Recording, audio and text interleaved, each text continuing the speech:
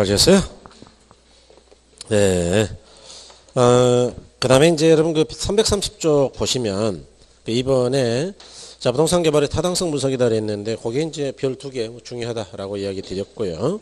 요게 조금 까다로울 수 있을 거예요, 아마. 그래서, 보시면, 가로 이번에 자, 부동산 분석이 유형이다 그래서 제목 먼저 보죠. 지역경제 분석, 시장 분석, 시장성 분석, 그 다음에 타당성, 마지막에 투자 결정, 이렇게 5가지가 있는데요.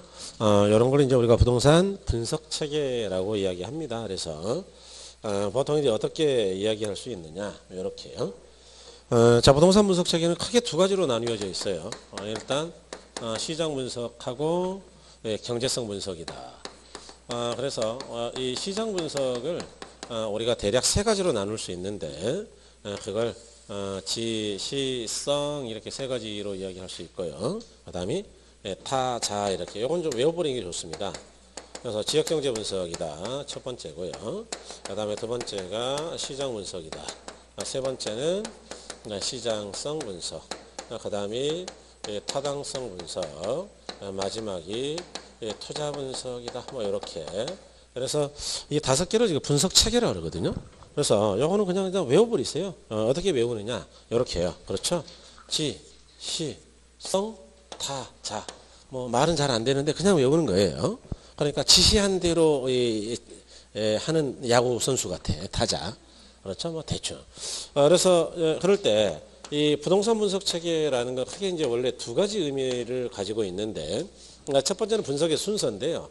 분석의 순서는 앞쪽부터 차례로 뒤로 가죠. 그래서 맨 앞에 지역경제, 그 다음에 시장, 시장성 이렇게요. 그 다음에 2번째는 이제 이 부등호인데요. 이 부등호는 포함관계입니다. 그러니까 우리가 시장 분석했다는 이야기는 지역경제를 포함한다는 이야기니까 이미 지역경제 분석은 했다. 이미.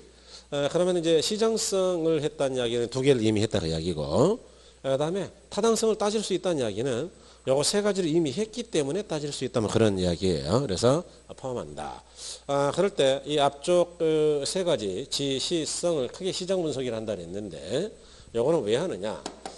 일단 분석은요, 이 선후관계는 무조건 기억하셔야 돼요. 선후관계는 시험에서는 굉장히 잘 나옵니다. 이유는 간단한데, 분석을 선후관계를 뒤집어서 분석하면 분석이 되느냐? 안 돼요. 그러니까 분석은 순서를 지켜야 되는데, 이렇게 우리가 시장 분석이라는 걸 하면 뭐라 알아낼 수 있느냐? 여기 시장 자료 아니면 시장 정보 이런 것들을 이제 알 수 있고, 그런 걸 제공해 줘야 정제성을 따질 수 있어요. 그러니까 먼저 이걸 해가지고 무작정 따질 수는 없다 그 이야기고요. 자, 그럴 때 시장 분석은 뭐 때문에 하는 것이냐 그러면 계략적인 채택 가능성 때문에 해요. 그 다음에 이제 여기 경제성은 뭐 때문에 하느냐? 이거는 이제 수익성 때문에 하죠. 수익이 얼마냐? 그래서 최종적으로 투자를 할 거냐 말 거냐 결정하는 게 경제성 분석의 목적입니다. 그럴 때 지역경제 분석이라는 거는 뭐냐? 이제 하나씩 보자고요. 이거는 당의 지역의 경기를 따지는 거죠. 그런데 우리가 세종시 경기가 어떠냐? 좋다. 좋으면 어떻게 되겠느냐? 여기는 이제 고용이 증가할 것이고, 그러면 소득이 증가하겠죠.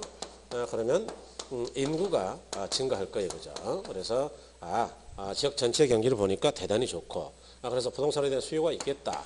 이런 걸 따지죠. 그래서 이 지역 경제 분석을 거시적 분석이라고도 합니다. 시험에서 좀 나왔는데 거시적 크게 봤다는 이야기죠. 그럼 시장 분석은 뭐냐? 당의 세종시 지역에 주택에 대한 수요 공급이 얼마나 있느냐 이런 걸 따지는 게 시장 분석이에요. 그럴 때 아시다시피 여기 공급이라는 거는 우리가 경기 변동할 때 그런 이야기 했는데요. 공급은 정확하게 알 수 있어요. 왜냐? 세종자치시장님한테 가가지고 지금 건축 허가량이 몇 개예요? 물어보면 돼요. 착공량이 몇 개인데요? 이렇게 물어보면 저쪽 구석에 한 220개 짓고 있어요. 이렇게 알려준단 말이죠. 그런데 수요는 문제가 좀 있어요. 수요라는 거는 우리가 전수조사를 해가지고 완벽하게 알아낼 수가 없죠. 그런데 세종시에 있는 분들을 다 만나가지고 아파트 살 거예요 말 거예요? 이렇게 물어볼 수는 없잖아요. 그러니까 수요는 어떻게 예상할 수밖에 없느냐. 여기 수요 예측 요인 가지고 간접적으로 추계할 수밖에 없다. 그래서 이제 우리가 지역경제 분석을 먼저 하는 거예요. 아, 이런 게 증가한다는 이야기는 수요가 감소하느냐 증가하느냐 봤더니 증가 이렇게 그렇죠. 그럼 이제 시장성이라는 거는 뭐냐? 여기 이제 마켓 어빌리티스라는 거고 여기는 마케터빌리티 이게 마케터빌리티 어빌리티라는 게 숨어 있는데 그 이야기는 능력이라는 이야기잖아요. 어빌리티. 그러니까 이 시장의 능력 다시 말해서 매매나 임대될 수 있는 능력이 있느냐 그런 걸 따지는 걸 시장성 분석이라고 해요.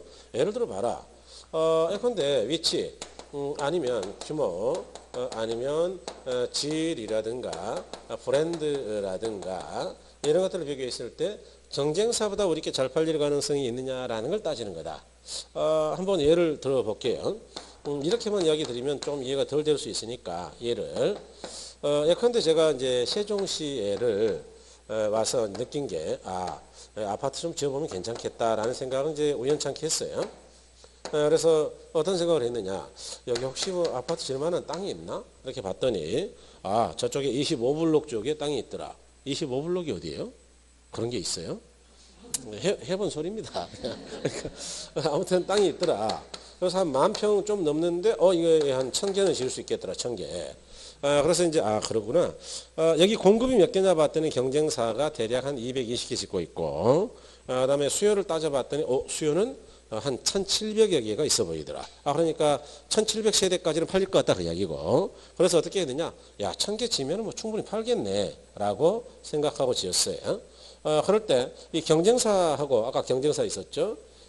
비교를 해봤더니 위치는 우리께 훨씬 좋고 중심지 근처고 그다음에 단지의 규모는 220개하고는 비교가 안 되게 크죠. 그다음에 아파트 브랜드는 이거는 뭐 무조건 가장 좋은 브랜드인데 경쟁사 거는 모르겠다 뭔지. 아파트 품질은 베란다 확장형이 가지고 뭐 32평이 마치 한 38평처럼 보인다. 그러니까 사람들이 싫어할까요 좋아할까요? 좋아하죠. 그래서 면역력이 높더라. 그럼 어떤 걸 알 수 있느냐? 우리가 팔았다 하면 1년 안에 나는 90% 팔 자신이 있다 뭐 이런 거. 그러면 이제 900개 팔았다 그러면 나머지 100개는 천천히 팔아도 뭐 얼마든지 가능하다라는 계산이고요. 이 정도 팔면은 뭐 대성공이죠. 사실은 이제 분양은. 그래서 이런 정보를 알았다. 그러면 이걸 어떻게 생각할 수 있느냐? 이걸 돈으로 환산할 수 있죠. 근데 건축비가 평균 얼마냐? 1억. 그러면 1,000억 들어간다는 이야기죠. 이런 걸 우리가 내 돈이 나가니까 현금 유출이다라고 이야기하고, 뭐 저번 주에 잠깐 봤는데 우리 투자 일어날 때, 요거 평균 분양가가 2억이라 치자. 그러면 1,800억의 수입이 생기죠.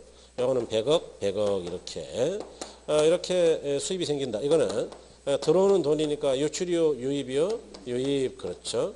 그럴 때 누구라도 마찬가지인데 자 이렇게 벌어들인 돈하고 내가 투자하는 돈을 비교했을 때 누가 많아야 투자할까요? 유출이요, 유입이요? 유입. 버는 게 많아야 되겠죠. 그래서 이걸 어떻게 비교하느냐? 아까 우리가 타당성을 세 가지로 본다면서요. 기술적, 경제적, 법률적 타당성이 있는데 이 중에 가장 중요한 게 뭐라 그랬죠? 경제적. 그렇죠. 경제적 타당성은 어떻게 따지느냐? 우리 투자 이론 했으니까요. 할인, 현금, 수지, 분석법으로 따져봐야 되겠죠. 여기 뭐였죠? 할인연금 수지 분석법은 요거 수입, 즉 유입하고 지출, 유출을 비교할 건데, 비교 분석할 건데 그냥 한다고요. 화폐의 가치가 다르니까 현재 가치로 할인해서 하겠다고요. 현재 가치. 그렇죠. 그러니까 요거는 오늘 투자하는 것이고 얘는 1년 후, 2년 후, 3년 후에 보니까 현재 가치로 맞춰서 비교하겠다. 그래서 그러한 방법에는 뭐가 있느냐? 우리 세 가지 알고 계시죠? 그죠? 첫 번째는 이제 순현가법이 있고 두 번째는 수익성 지수법이 있고 세 번째는 내부 수익률법이 있었죠. 그죠? 자, 그래서 순현가가 뭐보다 크면 투자한다 그랬어요? 0보다. 수익성 지수는 1보다. 내부 수익률은 요구 수익률보다 이렇게 보죠. 그러니까 사실은 여기도 이제 투자 이론의 연장이죠. 그러니까 투자 이론이 안 되면 금융만 안 되는 게 아니고 개발도 조금 곤란하겠네요. 그래서 이제 투자 이론이 굉장히 중요하다 이런 이야기죠. 그래서 이와 같이 따질 것이다. 그래서 결국 투자할 건지 말 건지를 결정하겠다 이야기죠. 그래서 이렇게 된다. 나중에 공부가 조금 더 되시면 이제 이런 것들을 약간 제가 추가 설명할 수 있죠. 이게 수익이에요, 수익. 순영가가. 순영가가 버는 돈이거든요, 정확하게 말하면. 그래서 나중에 이제 좀 공부가 더 되면 뭐 간단하게 설명드려도 다 아시죠. 뭐 지금은 조금 어려울 거예요. 예. 그래서 이렇게 본다. 그 다음에 공부가 되면 될수록 이쪽을 조금 더 보고 올 겁니다. 그렇죠? 그래서 어떻게 그러면 예상해야 되느냐 뭐 이런 거. 자, 그래서 여기까지 일단 보시면 자 이제 330쪽에 보시니까 자 부동산 분석의 유형이다 그랬는데 자 방가로 1번에 지역경제 분석이죠. 그래서 지역의 경제활동, 인구와 소득, 교통망, 성장과 개발의 유형 등 대상 지역 시장 전체에 대한 총량적 지표를 분석한다 그랬어요. 그래서 거기 특히 인구와 소득 뭐 이런 걸 따진다 그 이야기죠.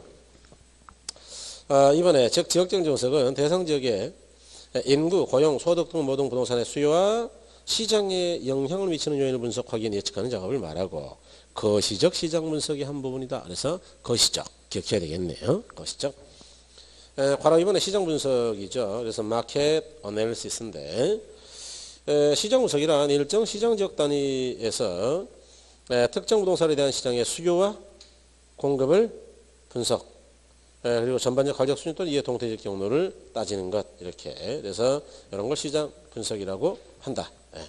그 다음에 가로 3번의 시장성 분석인데 여기는 이제 마켓 어빌리티 어널리시스죠.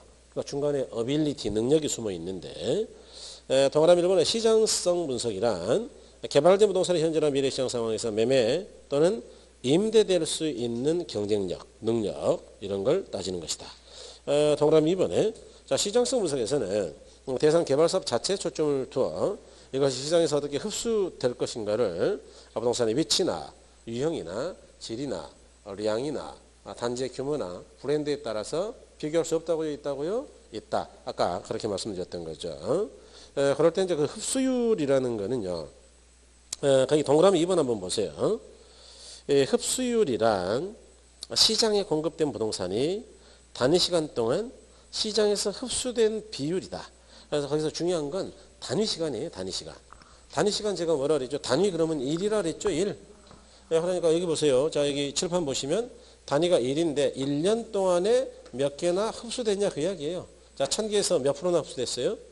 90%. 90% 이런 걸 흡수율이라고 한다. 이해하신 거죠? 1년 단위 기간 동안이니까 그래서 이런 걸 흡수율이라 한다. 그다음에 이제 타당성 분석이죠. 그래서 feasibility analysis라는 건데 자 넘어가 4번 타당성 분석은 법, 경제, 기술적 타당성 분석을 행하나 가장 중요한 것 그럼 뭐라고요? 경제적 타당성이다 그랬고요. 그다음에 5번 투자 분석이죠. 투자 분석에서는 대상 투자 사업을 다른 투자 대안과 비교 분석해서 투자 여부를 최종적으로 결정하는 것이다. 그래서 아까 이제 결정한다 그랬고요. 그다음에 이제 3번에 부동산 분석 체계를 했는데 동그라미 1번에 여기서 부동으로 표시된 것은 상위 계층의 분석에는 그보다 하위 계층의 분석이 포함된다는 걸 의미한다. 아까 이야기 드린 게 이거고요. 그 다음에 동그라미 2번에 지역경제 분석, 시장 분석, 시장성 분석은 특정 개발 사업의 시장에 초점을 두는 분석, 그래서 이제 크게 시장 분석이라 하죠. 그 다음에 타당성 투자 분석은 개발업자의 결정에 초점을 두는 것이다. 그래서 경제성이라 따지죠. 3번 그리고 전 세 가지를 시장 분석, 후자 두 가지를 타당성 또는 경제성 분석이라고 한다 그랬네요. 그래서 이렇게 이야기하더라. 그래서 이제 아까 설명드린 것들은 이제 이런 것들이었어요. 그 다음에 이제 그 옆에 보시니까 제 5절에 입지개수라고 경제기반 분석이라는 게 있는데 여러분 그 입지개수라는 건 이제 별 2개 하시고요.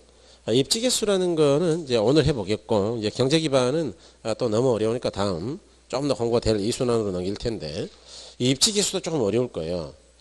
요게 이제 여러분 그 시험에서는 꽤 나왔어요. 한 5차례 6차례 이렇게 계산으로도 좀 나왔는데 입지개수가 뭐냐 뭐 이런 이야기죠. 그래서 LQ 로케이션 코션트라는 건데 거기 의 좀 보시면 의 두 번째 줄 맨 끝에 여기서 산업의 지역 특화도는 특정 산업이 적에 차지하는 비율과 그 산업이 전국에 차지하는 비율을 비교해 가지고 알 수 있다. 뭐 이렇게 돼 있는데 이제 개발이 역시 조금 까다롭긴 하죠, 그죠? 뭐 이런 것들도 나오고요. 그래서 이제 입시계수라는 거는 이제 통상 이런 겁니다. 입시계수. 오늘은 뭐 요 정도 이해하시면 돼요. 입시계수로 우리가 흔히 이제 LQ라고 합니다. 로케이션 쿼션트라는 건데, 요거는 거기 이제 우리 책에 나와 있는 것처럼 분모하고 분자의 차이를 잘 구별하시면 되는데, 분모는 뭐냐 하면 이런 식이에요. 전국의 총 고용수 분의 전국의 자동차 산업 고용수 뭐 이렇게.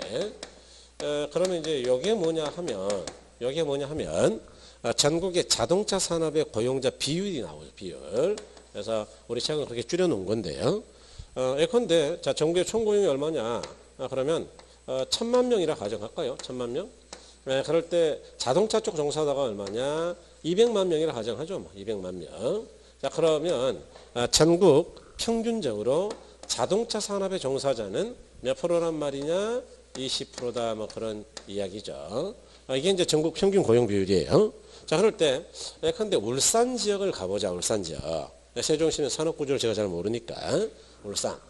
그러면 이제 전국 말고 똑같이 울산도 그렇게 비교하는 건데 울산의 총 고용수 분의 울산의 자동차 고용으로 보는 거예요. 울산의 총 고용수 요거 분의 울산의 자동차 고용수 이렇게 자동차 고용수이다. 뭔 말이냐? 울산의 총 고용이 50만 명이라 치고 울산에는 자동차 쪽의 종사자가 얼마나 되느냐? 봤더니 현대차하고 뭐 인근 협력사까지 포함하니까 무려 30만 명이 그쪽에 있더라. 그러면 몇 프로가 자동차에 종사한단 말이냐? 60%. 그러니까 이 울산 지역은요. 자동차 산업이 만일 이 경기가 안 좋으면 울산 지역의 경기가 좋을까요? 나쁠까요? 나쁘겠죠. 그러니까 울산은 자동차에 의지하는 바가 굉장히 크죠. 그런 걸 기반 산업이라 그래. 기반. 그래서 여기에 이거보다 크다. 즉 이게 이제 3은 전국 평균에 비해서 울산은 다른 건 몰라도 자동차 쪽만큼은 고용 비율이 압도적이다. 제가 지금 뭐 은행업이라 그랬어요. 금융이라 그랬어요. 자동차라 그랬어요. 자동차만. 그래서 여기서 이제 LQ를 구해봤더니 LQ가 1보다 크다. 그러면 어떻게 되느냐? 이거는 전국 평균보다 당해 지역의 고용 비율이 많다는 이야기니까 바로 이 자동차 산업, 그 산업이 기반 산업이다. 다른 말로 수출 기반 산업이다. 이렇게 이야기하죠. 그러면 LQ가 계산해 봤더니 1보다 작다. 그 이야기는 전국 평균에도 못 미치는 거니까 이 산업은 당해 지역에서는 전혀 중요하지 않다. 그래서 비수출 기반 산업이다. 그래서 또는 비기반 산업이다. 이렇게 이야기한다.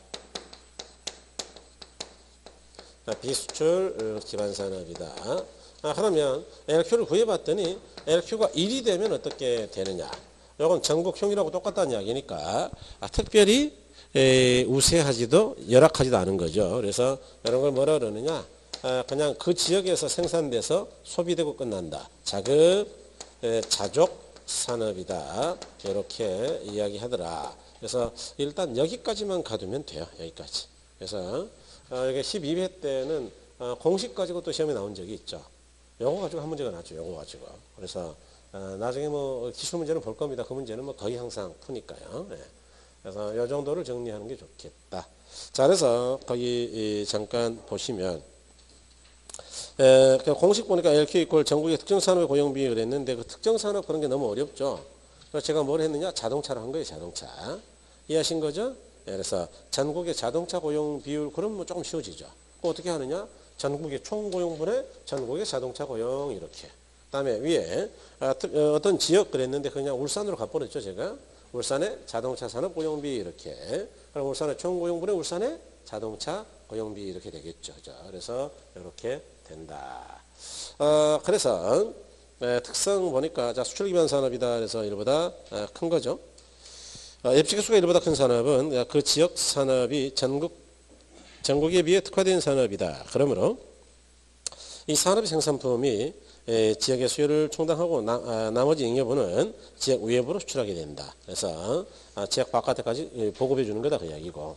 그다음에 동그라미 2번에 수입산업 즉 비수출 기반 산업이라는 이야기인데 입지개수가 1보다 작은 산업은 전국에 비해 지역 산업의 비중이 작은 산업을 말한다. 그러므로 지역 내에서 일하는 산업 제품에 대한 수요를 충당하기 위해서는 타 지역으로부터 제품을 수입해야 한다. 따라서 이 산업에서는 수출 부분이 존재하지 않는다. 그래서 이제 비수출 또는 수입 이렇게.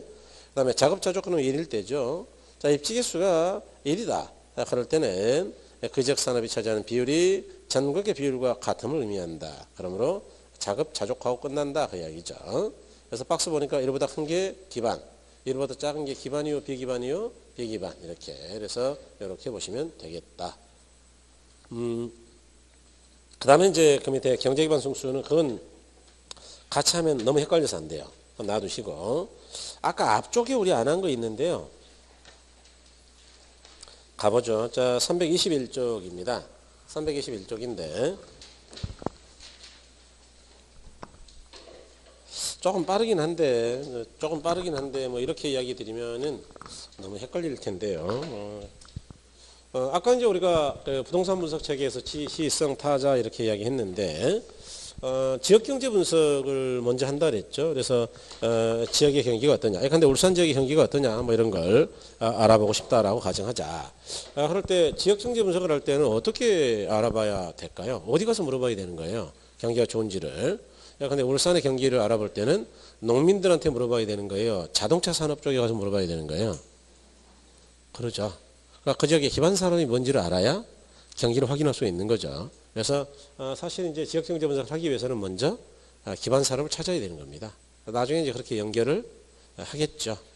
지금은 각각 끊어서 따라보고 있지만 나중에는 연결 관계들을 따져보겠다 그 이야기예요. 그래서 입지개수라는 걸 분석해야 된다. 네, 여러분 시험에서는 이제 요거 자체는 물어보는 게 많이 좀 나왔어요. 계산. 근데 이거 계산 안 어려워요. 연습 조금 하면 표를 주는데 뭐 되게 어려워합니다 사실은. 그런데 되게 어려울 게 없어요. 나중에 같이 풀어보면 별것도 없어. 그냥 그림 그리듯이 뭐 대충 계산하면 돼요. 표 안에서. 그러니까 사실 어렵지 않은데 그런 걸 또 까딱 잘못 접근하면 어렵다 그러죠. 전혀 안 어렵습니다. 그 다음에 321쪽에 부동산 개발의 분류를 했는데 거기 보니까 주체에 따른 분류를 해가지고 이제 가로 1번이 공영개발이죠. 그래서 공영개발은 공영개발을 누가 하는 거예요? 국가 또는 지자체. 그렇죠. 그래서 공영개발이나 국가나 지자체 같은 또는 정부투자기관 같은 사람들이 사업의 시행자가 되는 거 그랬죠. 그래서 대표적인 게 이제 LH공사의 택지 같은 거 개발하는 거죠. 그래서 이제 공영개발은 장점이 뭐냐 그런 이야기인데 여러분 아까 이제 우리가 아까가 아니고 예전에도 봤지만 국가는 왜 시장에 개입하는 거예요? 시장이 멀쩡할 때 개입하는 거예요? 아무래도 시장이 실패할 때 개입하는 거예요. 그렇죠. 그러니까 이 공영개발도 토지 자원의 효율적 배분이 안 되니까 하는 겁니다. 그래서 시장 실패를 수정하기 위한 국가의 노력이에요. 그래서 그런 관점에서 보셔야 된다. 우리가 정책을 공부하신 분들이니까. 그래서 이제 공영개발은 그렇죠. 거기 장점에 보시니까 계획적 토지 이용에 따라서 토지 개발 또는 이용을 어느 정도 질서 있게 유도하기가 용이하다 그랬고 스프롤을 방지한다. 스프롤 아까 우리 공부했죠. 난개발을 방지한다 이렇게 하죠. 그래서 용어 본 거예요. 그런 것 때문에. 그 다음에 두 번째, 보상과 관련되는 법규 등에 의한 수용 절차로 인하여 택지의 신속한 부동산 개발이 가능하고 또한 대량 공급도 가능하다. 그러니까 공영개발은 한번 개발했다 하면 엄청난 양으로 개발하는 거죠. 그래서 그런 걸 이야기한다 그랬고 그 다음에 또 공영개발의 장점 중에 하나가 넘어가서 6번 보니까 6번 토지 투기를 방지할 수 있고 왜 국가가 개발하니까 토지 투기 집가 안정을 도모할 수 없다고 있다고요? 있다. 그래서 요 정도 봐두시면 됩니다. 국가가 개입하는 이유가 이런 것들 때문이에요. 그래서 요 정도 보시고 자 바로 이번에 민간개발이라고 있죠. 그래서 민간개발에서는 이제 시험에 잘 나오는 게 뭐냐 하면 바로 2번에 반가로 2번에 민간개발의 유형이다. 뭐 그런 거 있나요? 그 별 2개 시험에 좀 나오죠. 그런 게 시험에 좀 나와요. 그래서 이제 거기 보시면 동그라미 자체 개발 사업이죠. 그래서 이 방식은 토지 소유자가 사업 계획을 하고 직접 자금 조달을 해가지고 건설을 시행하는 방식. 통상적으로 가장 많이 쓴다 그랬는데 이걸 다른 말로 단순 개발이라 그래요. 단순 개발. 그러니까 왜 그러냐? 이거는 땅 주인이 자기 땅 개발하는 거니까 가장 단순한 방법이죠. 가장 많이 쓰기도 합니다. 그래서 이런 걸 자체 개발이다. 그다음에 이제 두 번째로 보니까 지주공동이라고 있을 텐데 지주공동 사업이라는 게 뭐냐? 지주공동 사업은 토지 소유자와 개발업자 간의 부동산 개발을 공동으로 시행하는 거 그랬죠. 그래서 등가교환, 사업 수탁 방식 등등등 있다 그 이야기인데 뭔 말이냐 하면은 이런 겁니다. 이 지주공동이라는 거는요. 지주공동 말 그대로 지주가 누구랑 공동을 한다 그 이야기인데 첫 번째로 이 지주가 토지 소유자죠. 소유자 이 사람은 땅만 주면 돼. 땅, 토지. 그러면 누구랑 같이 하느냐? 개발자, 건축업자인데요. 개발자랑 같이 하는 건데 개발자는 뭘 하느냐? 일단은 공사를 합니다. 시공. 그 다음에 건축비, 건축 자금을 개발업자가 조달해요. 그러니까 뭔 말이냐 하면 이런 이야기죠. 이 사람은 땅값만 된 거고요. 땅값. 근데 여기 10억이라 치다. 그러면 10억 된 거고. 그 다음에 개발업자는 뭘 됐다고요? 건축비.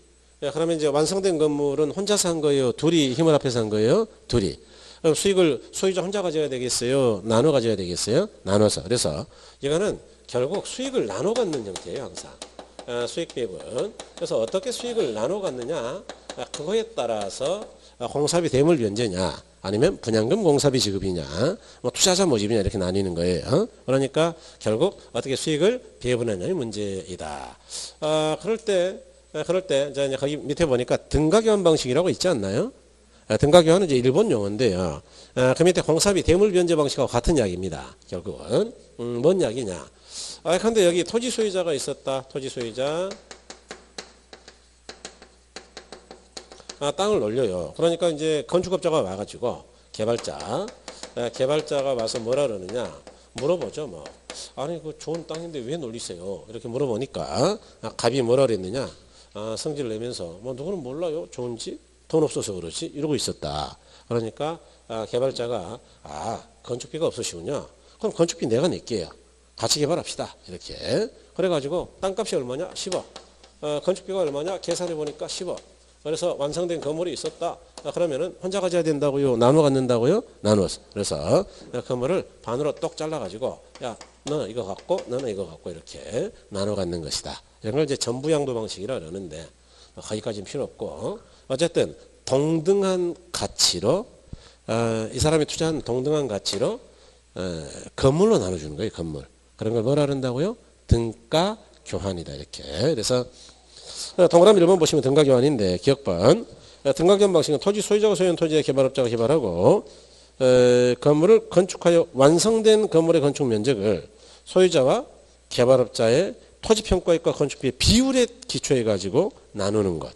둘이 반반씩 투자에 따른 반씩 나눈다 그 이야기예요. 그래서 이렇게 나누는 거다. 니은번에 공사비 대물 변제를 했는데 이는 토지 소유자가 건설공사에 도급발주 시 공사비 변제를 준공된 건물의 일부로 받는 방식이다. 그래서 여러분 기억하고 얘는 같다고 보시면 됩니다. 같다. 그래서 사용하는 나라가 좀 다를 뿐이지. 니은은 우리나라고요. 기억은 일본 용어예요. 일본 용어. 그래서 같다. 여기 이거 공사비가 얼마였어요? 아까 건축비가 10억. 공사비를 현찰로 소유자가 준 겁니까? 대신 물건으로 준 겁니까? 그게 대물 변제예요. 그게. 동등한 가치로 교환하나 대신 물건으로 주나. 이해하셨나요? 그래서 이렇게 보면 되고요. 그 다음에 대급번에 분양금 공사비 지급형이다. 자, 이름 보니까 공사비는 뭘로 주겠다는 이야기예요? 분양 수익금으로. 느낌이 오셨나요? 네, 좋아요. 뭐 읽어보면 바로 이해가 되겠네. 이는 토지 소유자가 사업을 시행하면서 건설사업의 건설업체에게 공사를 발주하고 공사비 지급은 분양 수익금으로 지급하는 방식이다. 다시 공사비는 뭘로 준다고요? 분양 수익금이다. 이게 지금 어떤 느낌까지 오면 좋냐면요. 그러기 쉽지 않은데 그러니까 소유자 입장에서는 정말 편한 방식이죠. 왜요? 소유자는 일단 가지고 있는 땅을 줬어요. 개발업자에게. 그랬더니 개발업자가 자기가 건축 자금을 조달해 가지고 건물 다 지었어요. 그런 다음에 분양한답니다. 개발업자가. 그럼 그때까지 소유자는 한 일이 있어요, 없어요? 땅만 주고 아무것도 안 했죠. 그런 다음에 분양 수익금에서 직계 절반이다. 지가 투자한 게 그럼 자기가 알아서 가져간대요. 이해하셨어요? 알아서 가져가고 나머지는 주인한테 준다 그 이야기예요. 그러니까 공사는 개발업자는 이제 처음부터 끝까지 일을 하는 것이고 소유자는 땅만 주고 나면 할 일이 없어요. 그러니까 그런 느낌이죠 이게. 분양금으로 이제 공사비를 지급한다는 게. 그래서 분양할 때까지도 소유자는 아무것도 안 한다. 다음에 이제 르율번의 이 사업수탁 방식하고 토지신탁 방식은 이거는 대단히 까다로워요. 시험에 잘 나오고요. 그래서 요거를 좀 이해를 잘 하셔야 되는데 어떻게 해야 되느냐. 일단 신탁 방식 먼저 설명드릴게요. 신탁 개발. 여러분이 신탁 개발을 우리가 다른 말로 토지 신탁 개발이다, 토지 개발이다, 또는 신탁 개발이다 이렇게 참 이름이 여러 가지입니다. 사실은. 그런데 어쨌든 토지를 신탁회사에 맡겨서 개발한다라는 것은 똑같아요. 그래서 여기는 이제 신탁의 3면관계라는 게 있는데 위탁자가 있고요. 그다음에 이제 수탁자가 있어요. 수탁. 그다음에 이제 수익자가 있겠죠. 그래서 이들을 신탁의 3면관계라고 해요. 그럴 때 신탁의 3면관계 들어보신 적 있어요? 다른 법에서 아직 안 나왔나요? 혹시 이 신탁 등기 공부하셨나요? 등기법에서? 신탁 등기. 아직 안 했죠? 그럴 거예요. 아마 이제 아니 지금 초반이라 거기까지 안 갔을 거예요.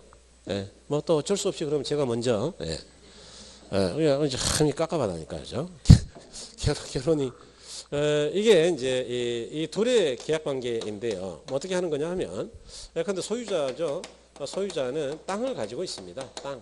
그래서 이제 토지는 있는데 이 사람이 개발 경험도 없고 자금이 없어요.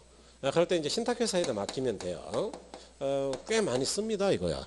그러면 자, 신탁회사는 이제 토지를 가져와 가지고 여기다 공사를 하겠죠. 그래서 분양 처분한 다음에 비용 뺀 나머지 수익을 수익자에게 주는 방식이에요. 자, 그런데 아주 재미있는 게 뭐냐 하면 신탁 개발은 반드시 이 토지의 소유권이 이 신탁회사로 이전돼야 됩니다.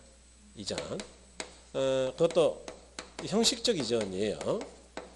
그러니까 뭔 말이냐 하면은 이런 이야기인데 우리나라 등기부가 이제 표제부하고 갑구, 을구 이렇게 돼 있잖아요. 이런 이제 갑구가 소유권에 관련된 사항인데 갑구는 어떻게 나와 있냐? 맨 앞에가 순위번호죠. 뭐. 그다음에 뒤에가 이제 사항란인데 순위번호 1번은 당연히 보존 등기일 거예요. 순위번호 2번은 이제 이전 등기겠죠. 이전 등기.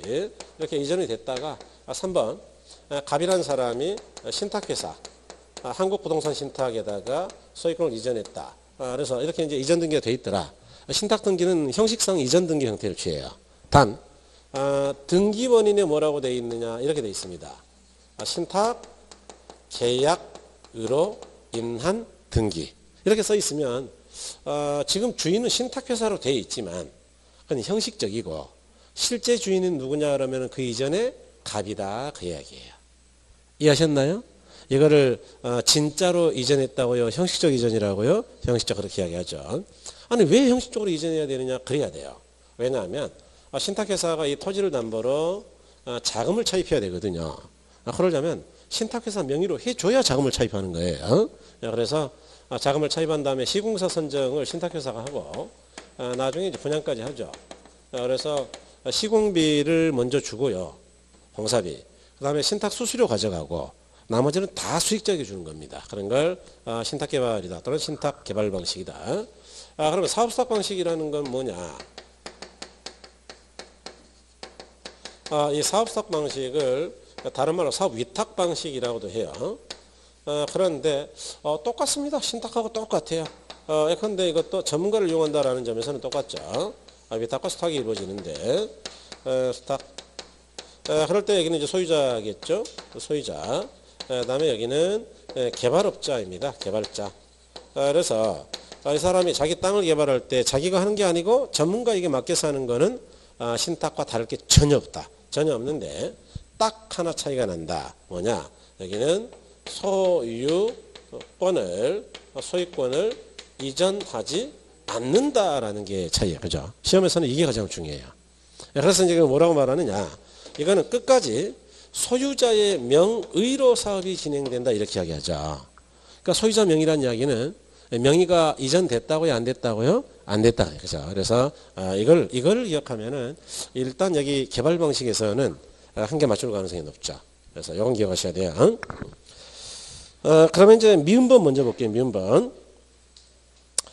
토지 신탁 방식은 자신의 토지를 신탁회사에 위탁하여 개발관리 처분하는 방식이고 사업 위탁 방식하고 거의 같은데 가장 큰 차이점은 신탁회사의 형식상 소유권이 남아있다고요? 이전된다고요? 이전된다 이렇게 죠. 형식상 소유권이 이전된다 중요하고요. 그 다음에 리얼번의 사업수탁 방식은 여기 보시면 사업 수탁 방식은 토지 소유자가 토지 소유권은 그대로 보유한 채 개발업자에게 사업을 의뢰하고 사업 시행을 의뢰하고 개발업자는 사업 대행에 대한 수수료를 취하는 형태이다 그랬는데 일단 수수료 동그라미 하시고요. 수수료 굉장히 어려운 말입니다. 그러네. 수수료. 그다음에 비번의 자금의 조달 등 그랬는데 자금의 조달은 토지 소유자 또는 개발업자의 주선에 따라 토지 소유자가 조달하고 개발업 분양 또는 임대를 개발업자가 대행하는 게 보통이다 그랬죠. 조금 이따 추가 설명하고 그 다음에 C번 토지 신탁 방식과 똑같은데 유사한데 토지 신탁 방식이 수탁자 개발업자의 명의로 개발이 이루어지는 데 비해서 그거는 이제 이전됐다는 이야기죠. 소유권이. 그런데 사업 수탁 방식은 사업이 누구의 명의로 행해진다고요? 소유자의 명의. 그러니까 이전 안 됐다는 이야기죠. 이건 또. 그래서 이와 같이 소유권이 이전되냐 안 되냐 그것이 굉장히 중요하다 그 이야기죠. 그런데 그 위에 수수료는 뭐냐? 이게 굉장히 어렵게 문제를 낼 때 좀 쓰는 부분인데요. 이게요. 도대체 수수료 그거는 뭔 이야기냐 대체. 그게 뭐가 중요하다고 동그라미를 하는 거냐. 자 여기요. 아까 지주공동 사업은 보통 공사비 대물 변제 방식 같은 거 말이죠. 어떻게 했느냐. 땅 주인은 일단 땅값을 제공한 겁니다. 자기 땅 준 거니까요. 개발업자는 이제 건축 자금을 본인이 가져왔죠. 그러니까 어떻게 보면 이제 보통 반반 정도 고생을 한 거고 그랬으니까 이제 수익을 절반 근처를 나눠갔죠. 한 50%. 그런데 사업수탁 방식은 달라요. 사업수탁 방식은 소유자가 토지만 주는 게 아니고 건축 자금까지도 자금도 소유자가 조달합니다. 자금도. 아까 뭐 소유자가 자금을 조달하거나 또는 건축업자의 주선에 따라 소유자가 조달한다고 그런 이야기 있었는데 니은번에 그 이야기인데요. 그러면 개발자는 한 게 뭐냐? 혹시 시공이라는 거를 뭘 했다고 치는 거냐? 아니요. 이거는 공짜로 해주는 게 아니고 자기가 돈 받고 하는 거니까 자기 돈 벌려고 하는 거니까 소유자한테는 아무런 도움이 안 돼요. 어차피 돈 줬잖아요. 네. 그러니까 이 사람은 도대체 그러면 부동산을 만드는데 뭘 기여했을까? 아무것도 한 게 없고 개발자가 한 게 뭐냐 그러면 분양대행을 했어요. 분양대행. 그러니까 수익 배분 50% 55%를 쪼개주면 안 되고 분양대행 수수료만 주면 돼. 수수료. 그래서 수수료는 뭐 많아봤자 2% 4% 그러니까 50% 쪼개준다고요? 한 4% 준다고요? 4% 그렇게 가야죠. 다시 한번 볼까요? 이제 느낌이 좀 오셔야 되는데 그러니까 사업사 방식은 토지 소유자가 토지의 소유권을 그대로 보유한 채 개발업자 사업 시행하는 것 그리고 사업 시행에 따른 뭘 취한다고요? 수수료. B번 보니까 자금의 조달은 누가 한다 그랬어요? 네, 소유자. 또는 그 뒤에 안 읽어도 돼요. 소유자. 그러니까 일반 지주공동처럼 자금 조달을 건축업자가 했다고요? 소유자가요? 소유자. 그 이야기입니다. 그 이야기. 그러니까 이게 어려운 게 여기 이제 16회 때 이 부분이 꽤 많이 나왔는데 이게 어려운 게 뭐냐 하면 아까 이 사업수탁 방식은 일단은 신탁개발하고 비교하는 거는 늘상 나와요. 이거는. 뭐 소유권이 이전됐냐 안 됐냐 이런 거. 이거는 뭐 늘상 나오니까 이거는 누구나 다 아는 건데 문제는 아까 제주공동에는 이 사업수탁 방식 말고도 많이 있었어요. 근데 뭐 우리가 공사비 대물 변제 방식도 있었고 아니면 분양금 공사비 정산 방식도 있었단 말이죠. 아니면 좀 이따 투자자 모집형도 할 거예요. 그런 여러 가지가 있는데 다른 지주공동 사업하고 비교할 때 전혀 다른 게 뭐냐면 다른 지주공동은 얘는 땅값 됐고 얘는 건축비 됐으니까 반씩 쪼개 먹는다면 수익 배분. 요거는 한 게 없으니까 이 사업수탁은 그러니까 반씩 쪼개 먹는다고요. 그냥 수수료만 가져간다고요. 수수료. 그래서 이쪽은 다른 지주공동과 비교를 해야 되는 것이고요. 이쪽은 신탁하고 비교를 하는 거예요. 그러니까 비교하는 각도가 전혀 달라요. 이해하신 거죠? 그래서 준비가 좀 돼야 되는 부분이다. 예, 그렇게. 예. 그래서 사업수탁 방식은 그 위에 기억, 니은, 디귿하고도 비교해야 되고, 그 밑에 미음하고도 비교해야 되고, 이놈이 복잡하죠, 그렇게. 그 다음에 이제 투자자 모집행위다 그랬는데, 개발업자가 조합업처럼 투자자로부터 사업자금을 마련하여 사업을 시행하고, 투자자에게는 일정한 투자 수익 또는 지분을 보장한다. 그래서 수익하고 지분의 동그라미. 그래서 이제 요거는 어떻게 보시면 되냐. 제가 볼 때는 이제 뭐 재건축이나 뭐 이런 걸로 생각하시는 게 편하죠. 여러분들은. 그래서 아마 이제 도정법 재건축 쪽은 갔을 것 같으니까요. 또 안 갔어도 이 정도는 알죠. 뭐 저도 아는 거 없습니다. 이제 다 잊어버려서. 그러니까 그냥 상식으로 하자고요. 상식. 자, 원래 여기가 이제 이 주공 아파트였습니다. 5층짜리. 그래서 몇 세대냐 그러면은 이제 400세대가 살고 있었어요. 400. 그랬는데 재건축하기로 했어요. 재건축. 그래서 재건축 조합이 결성됐고, 그러면 이제 400명은 돈을 받고 조합에다 파는 거예요. 자기 아파트를 투자 지분으로 밀어 넣는 거예요. 밀어 넣는 거예요. 나중에 새 아파트 받으려고. 그러면 이제 어떻게 보통 사업이 진행되느냐. 여기다 이제 건폐는 용적률을 더 받아가지고 훨씬 고층 건물을 짓죠. 그러면 한 1000세대 가까이 만들었다 치자. 행복하네요. 그죠? 그럼 조합원들은 400개 새로 받으면 되고, 나머지 600개는 일반 분양을 하죠. 일반 분양. 그래서 일반 분양을 해가지고 여기서 들어오는 분양 수익금 가지고 옛날 헌거 철거하고 새 거 지을 때 공사비로 쓴다. 그 이야기예요. 이해하신 거죠? 그게 이제 재건축이나 재개발의 큰 흐름이죠. 그런데 이거 가지고 공사비가 다 되면 아주 좋고, 모자라면은 조합원들한테 나중에 부담금이라는 걸 달라 그러죠. 보통 부담금이 나가는 편이에요. 그런데 이 정도면 제가 볼 땐 남겠네요. 남으면 어떻게 하느냐? 그러면 현금 청산하죠. 현금으로 또 주죠. 이해하신 거죠? 예, 배당 수익까지 나와요. 그러니까 이제 이런 걸 우리가 흔히 재건축이라 그러는데, 이 재건축이 뭐냐? 아까 원래 조합원 이 사람들한테 헌 아파트를 돈 주고 조합에서 샀다고요? 투자 받았다고요? 투자. 그러니까 투자자예요, 이 사람들이. 그래가지고 나중에 새 아파트를 받았으니까 지분으로 챙겨갔다. 지분, 소유권. 이해하신 거죠? 아니면 현금 청산도 돼요. 나는 뭐 새 아파트 필요 없고요. 다른 동네 갈 거예요. 자, 현금 주세요. 그럼 현금 줍니다. 그래서 현금 또는 지분으로 그랬죠, 아까. 그래서 그런 이야기다. 투자 수익 또는 지분. 그래서 그렇게 챙긴다 그 이야기죠. 그 다음에 이제 슈어폰의 컨소시엄 구성 방식인데, 이는 대규모 개발 사업에 있어 사업 자금의 조달을 혹은 상호 기술 만등의 필요에 따라 법인간의 컨소시엄을 구성해 사업을 진행하는 방법이다 그랬죠. 그래서 이 컨소시엄은 여러 회사가 함께 한다. 함께. 그래서 그런 걸 컨소시엄이라 한다. 그 다음에 여러분 그 큰 2번에 토지의 취득 방식에 따른 분류를 했는데, 이것도 이제 별을 2개 하시고요. 이것도 이제 개발 용어입니다. 그래서 잘 나오죠. 거기 이제 환지 방식 그랬는데, 요거는 이제 공법에서 뭐 여러분들 많이 하죠. 환지 처분이라는 거. 환지가 뭐예요? 환지가 돈으로 주는 거예요? 땅으로 돌려주는 거예요? 개발된 뒤에 땅으로 주는 거죠? 그래서 그런 걸 환지. 환지 방식은 사업 후 개발 토지 중 사업에 소요되는 비용과 공공정지를 지휘한 토지를 원 소유자에게 돌려주는 방식을 말한다. 그래서 사업에 소요되는 비용이라는 게 채비지라는 건데, 채비지라든가 공공용 토지 빼고 나머지를 땅으로 돌려주는 거예요. 그런 걸 환지 방식이라 한다. 그렇죠? 그 다음에 이번에 전면 매수, 그래서 매수 수용 방식인데요. 전면 매수 방식은 사업지의 토지를 사업주체가 사용하거나 전면 매수하여 토지를 개발하는 방식이다. 예컨대 세종시 같은 경우는 당연히 수용이원 방식이죠. 수용.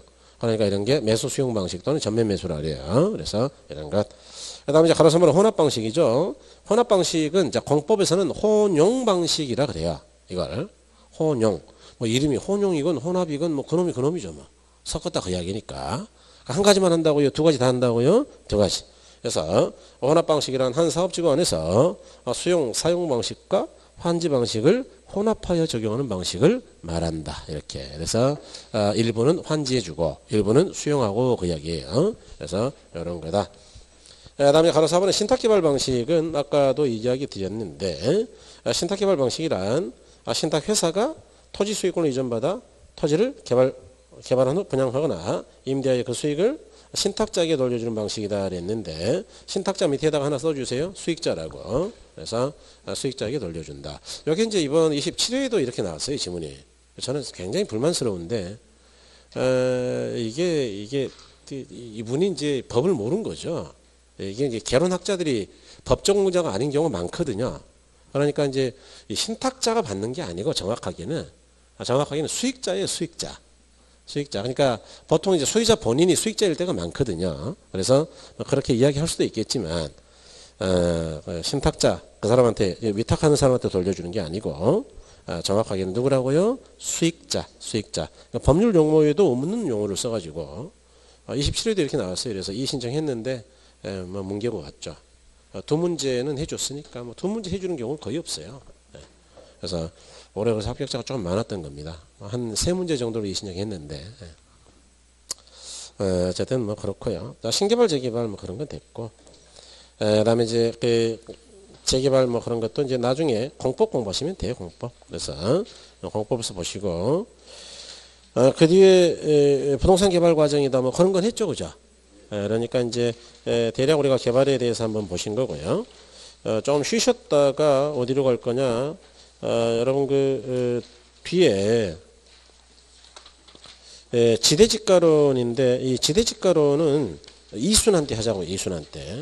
그래서 요거는 하더라도 조금 공부가 좀 됐을 때 해야 돼요. 너무 어렵고요 아직은.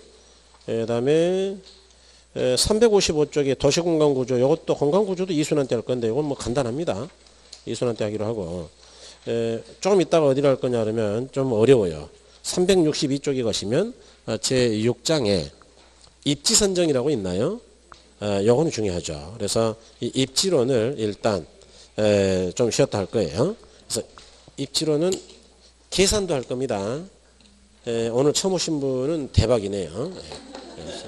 잠깐 쉬었다 할게요.